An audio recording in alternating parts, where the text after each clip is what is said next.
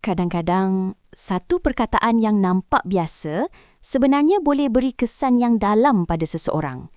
Itulah yang cuba disampaikan oleh Ellie Suryati. Dalam satu luahan, dia akui rasa kurang senang bila ada yang gunakan panggilan retis untuk merujuk kepada orang seni.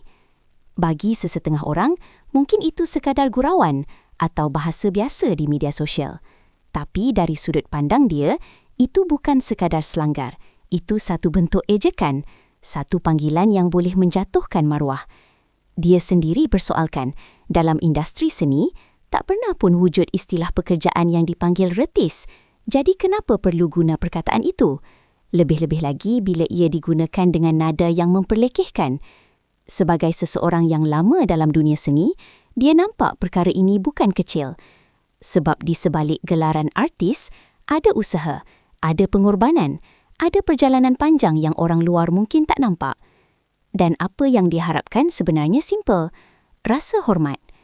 Kalau kita tak suka orang memperlekehkan kerja kita, kenapa perlu buat perkara yang sama pada orang lain?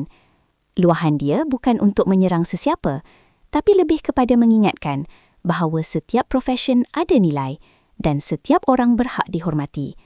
Kadang-kadang, perubahan besar bermula dari benda kecil, termasuk cara kita panggil seseorang. Pada pandangan kau, panggilan macam itu sekadar gurauan biasa atau memang boleh dianggap satu bentuk penghinaan? Terima kasih kerana menonton Chua Viral TV. Jangan lupa like, komen dan subscribe untuk terus dapatkan update terkini tentang dunia hiburan Malaysia. Jumpa lagi di video seterusnya. Stay tuned untuk lebih banyak kisah sensasi.